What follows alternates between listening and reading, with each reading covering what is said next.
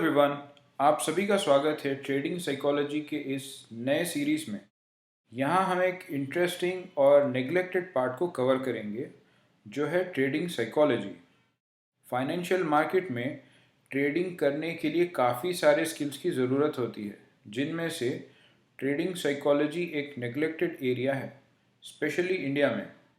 हम टेक्निकल और fundamental analysis सीखते हैं, साइकोलॉजी के बारे में दूर दूर तक नहीं सोचते, स्पेशली न्यू कमर्स। हम मार्केट में उतर जाते हैं बिना अपनी साइकोलॉजी को बिल्ड किए हुए, और अब धक्के और लॉसेस से हम अपनी साइकोलॉजी बिल्ड करने लगते हैं। And by this time already हमारा थोड़ा बहुत या बहुत सारा लॉस हो चुका होता है। एक बेहतर ऑप्शन बिगिनर्स के लिए ये है कि आप पहले ट्रेडिंग साइकोलॉजी अच्छे से सीखो और फिर ट्रेडिंग स्टार्ट करो। इससे आपका मेंटल स्टेट, आपके इमोशंस कंट्रोल में रहेंगे। आपको अपने इमोशंस को मैनेज करने में आसानी होगी। आपको ना ज़्यादा हैप्पी और ना ज़्यादा सैड होना सीखना होगा। सो चलिए, let us begin. Let us see the outline. हम बहुत सारे इफ़ेक्ट्स के बारे में देखेंगे जो हमारे साइकोलॉजी को इफ़ेक्ट करते हैं। थोड़ा बहुत हम अपने जीन्स के बारे में भी सीखेंगे कि वो कैसे अपने इमोशनल इन्फॉर्मेशन को इन्फ्लुएंस करते हैं। हमारे पेरेंट्स और एंसेस्टर्स का नेचर और वो सोच वगैरह कैसे हमको इफ़ेक्ट करती है। ये इफ़ेक्ट और उनके नाम, उनके काम, चलिए आगे हम जानते हैं। इसके अलावा कुछ मिसकंसेप्शंस भी है और उन्हें कैसे बेहतर कर सकते हैं वो भी देखेंगे। So why is it so important? बहुत कम लोग इस बात पर ध्यान देते हैं कि psychology plays a major role in your success.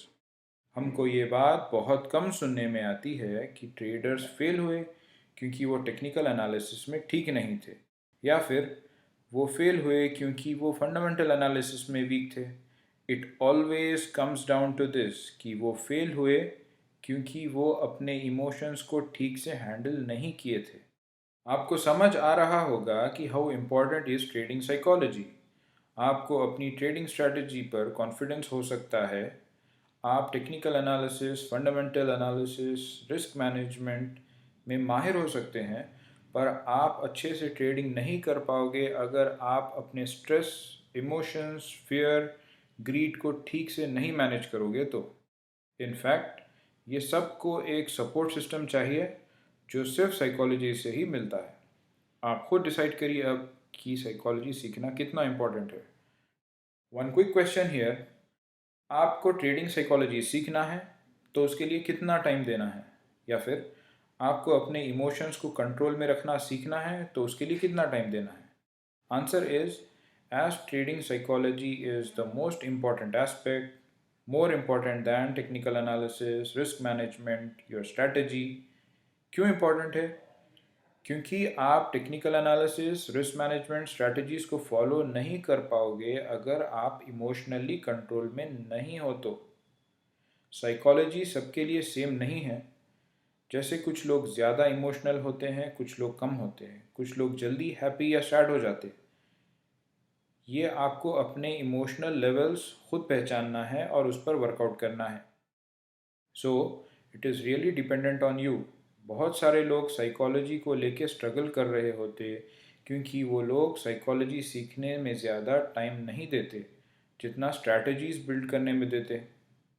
ये समझने की बात है कि अगर आप मनी लूज़ कर रहे हो तो शायद उसके पीछे जो रीज़न है वो आपका इमोशनल वीकनेस है।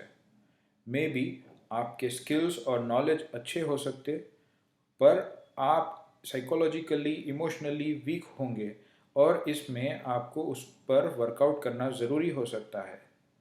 मे बी आपको अपने बिहेवियर पे वर्कआउट करना है जब आप स्ट्रेस में रहते हो। हमको लॉजिकल डिसीजंस लेना होता है, और हम सबको ये पता है कि जब हम इमोशनल होते हैं तो हम सही एक्ट नहीं कर पाते। Emotions make us completely irrational. एक एंगल से देखा जाए तो हम ट्रेडिंग में पैसे से खेल रहे होते हैं, और ऑफ कोर्स पैसे कमाने और गंवाने में बहुत सारे इमोशंस के थ्रू अंडरगो होना पड़ता है हमको, बिकॉज दिस इज़ समथिंग जिससे हमें हमारे रिस्पॉन्सिबिलिटीज़ को पूरा करने की जिम्मेदारी होती है, वो पर्सनली और प्रोफेशनली भी। So obviously a lot of emotions are involved. एक एग्जांपल देखते हैं यहाँ पे। हम मूवीज़ में अक्सर देखते हैं कि वो बंदा कैसीनो में पैसे डाल रहा होता अनटिल वो पूरे पैसे गंवा न दे। एट एनी पॉइंट वो गेम बंद करके घर भी तो जा सकता था।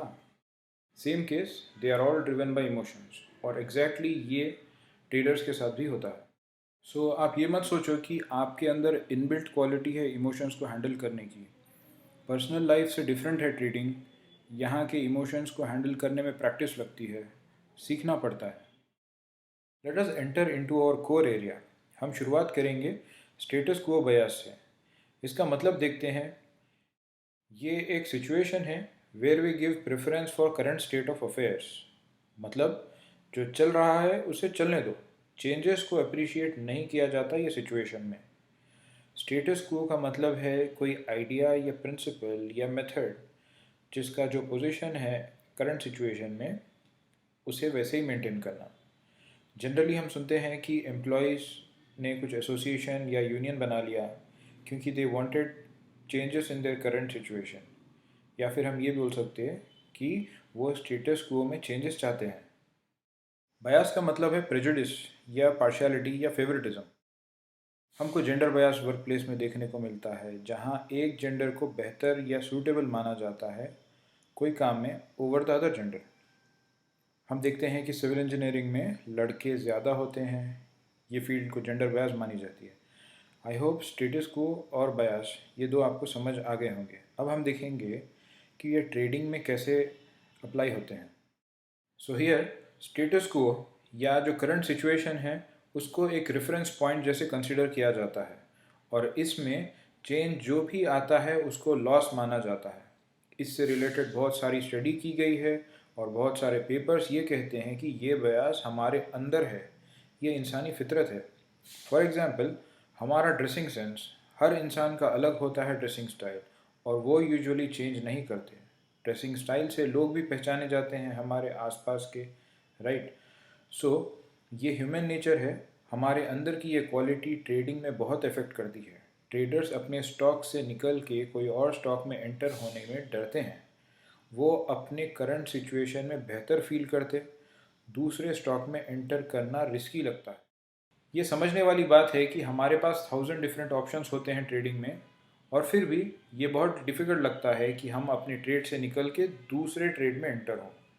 यूजुअली ऐसा होता है कि ट्रेडर स्टॉक खरीदते हैं फॉर ए पर्टिकुलर प्राइस, और आगे चलते उस स्टॉक की वैल्यू डिप्रिशिएट होती रहती। वो बंदा ऐसे ही होल्ड किए रहता उसको। अब वैल्यू कुछ टाइम तक कांस्टेंट रहती, थोड़े बहुत फ्लक्चुएशंस आते। कुछ लोग कई महीनों तक वही स्टॉक को होल्ड किए रहते।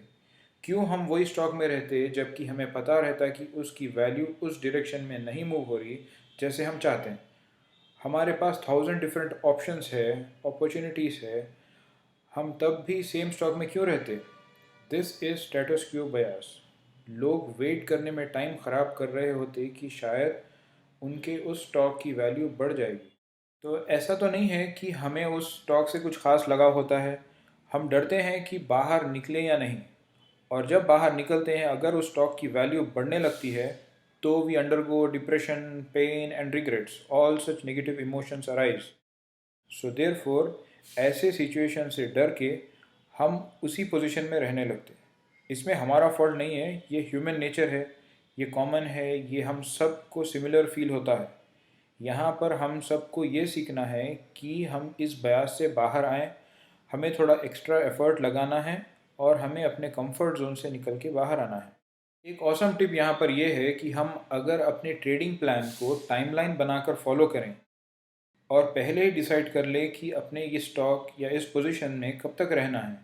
ऐसा करने से ये होगा कि हमें उस पोजीशन या सिचुएशन से बाहर निकलना आसान होगा।